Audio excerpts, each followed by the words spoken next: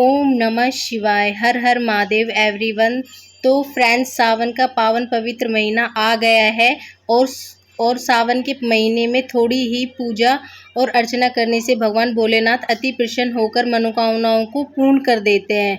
तो आज ही की वीडियो में हम जानेंगे सावन के महीने में हमें रोजाना पूजा कैसे करनी है। तो देखिए, सावन के महीने में शिव शंकर का पूजन और अभिषेक किया जाता है। तो फ्रेंड्स, हमें रोजाना पूजा व अभिषेक करवाएंगे हमने। इसके लिए हम एक थाली ले लेंगे।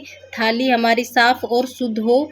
थाली आपकी कैसी भी हो तो आप अपने हिसाब से ले लें। आप स्टील की भी ले सकते हैं।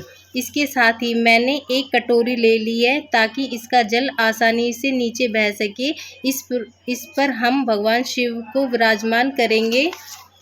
अगर आपके पास शिवलिंग है तो आप शिवलिंग विराजमान करेंगे। शिवलिंग हमारा कैसा भी हो। मेरे पास जो ये शिवलिंग है ये माँ कालेश्वर जी है। मैं इनका ही पूजन करती हूँ। अगर आपके पास शिवलिंग ना हो तो आप यहाँ पर रोज मिट्टी का पार्थिव शिवलिंग बनाकर भी रोज इस प्रकार पूजा अर्चना कर सकते हैं। पूजा विधि एक जैसी ही रहेगी।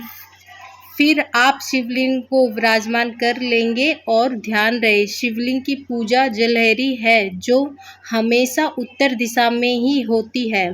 तो यहाँ पर हमने शिवलिंग को विराजमान कर लिया है।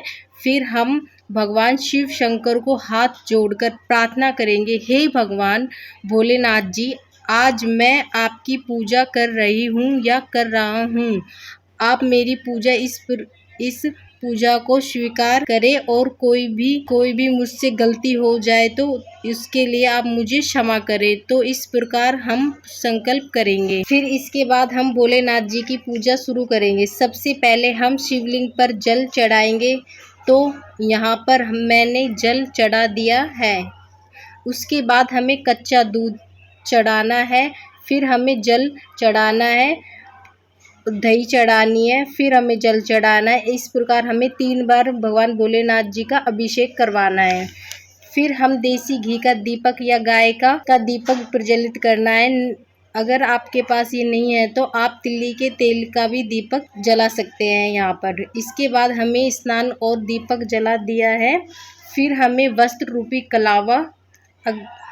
कलावा चढ़ा देना है। अगर आपके पास जनेऊ है तो आप जनेऊ भी यहाँ पर समर्पित कर सकते हैं भगवान भोलेनाथ जी को। इसके बाद हम भगवान शिव शंकर को चंदन लगाएंगे। भगवान शिव शंकर पर चंदन का ही तिलक होता है। आप यहाँ पर लाल चंदन भी लगा सकते हैं। इसके बाद हम अक्षत चढ़ाएंगे। ध्यान रहे, अक्षत हमारे साबुत हो। इसके बाद हम बेलपत्र चढ़ाएंगे। शिव शंकर की पूजा में बेलपत्र का बहुत बड़ा महत्व है। बेलपत्र चढ़ाने से भगवान भोलेनाथ अति प्रसन्न होते हैं और बेलपत्र उल्टा चढ़ाया जाता है। बेलपत्र की चिकनी साइड है वो शिवलिंग को स्पर्श कराई जाती है। तो आप अपने इच्छानुसार जितना चढ़ाना चाहे वो आप चढ़ा सकते हैं। रोज पॉसिबल हो सके तो रोज चढ़ा दीजिएगा, नहीं तो हर सोमवार आप जरूर बेलपत्र चढ़ाएं। इसके बाद आपके पास फूल है तो फूल चढ़ा दीजिए। अगर सफेद फूल मिल जाए तो आप यहाँ पर वो भी चढ़ा सकते हैं। ये शिव का सबसे प्रिय फूल होता है। इसके साथ ही भगवान शंकर को कोई भी ऋतु फल चढ़ा दें। मीठे में है तो मीठे में चढ़ा दीजिए, जैसे कि बतासे, मिश्री, पंचमेवा आदि। दक्षिणा हमें जरूर चढ़ानी है। सावन के पूरे महीने में अपनी इच्छानुसार हम चढ़ा देंगे। साथ में ही दीपक का भी हम पूजन कर देंगे। दीपक को भी तिलक कर देंगे और अक्षत चढ़ा देंगे। साथ ही में पुष्प चढ़ा देंगे। इसके बाद धूप दीप से भगवान भोलेनाथ जी की प्रेम पूर्वक आरती करेंगे। तो यहाँ पर हम गणपति जी की भोलेनाथ जी की आरती कर लेंगे। तो इस प्रकार हम सुबह छोड़कर पूजा में रही कमी याचनाओं पर क्षमा याचना करेंगे। तो इस तरह से हम सावन में पूजा करके जो भी भोग प्रसाद है वो हम घर बांट सकते हैं प्रसाद स्वरूप। दक्षिणा है जो हमें इकट्ठी करके रख लेंगे। सावन के महीने में आखिरी के दिन आप सारी दक्षिणा दान कर अगर आप सोमवार को ही पूजा कर रहे हैं तो आप उसी दिन भी दान कर सकते हैं। जो भी आपने फूल पत्ते जो भी चढ़ाए हैं उन्हें हम जब हमारा धूप दीप शांत हो जाएंगे तब हमें सारी सामग्री हटा लेंगे। जो जल है उसे हम गमले में डाल देंगे। अभिषेक का जल हमें तुलसी के गमले में नहीं डालेंगे, बाकी किसी भी पौधे में डाल सकते हैं। फूलों को भी गमले में डाल देंगे ताकि इनका खाद बन जाए।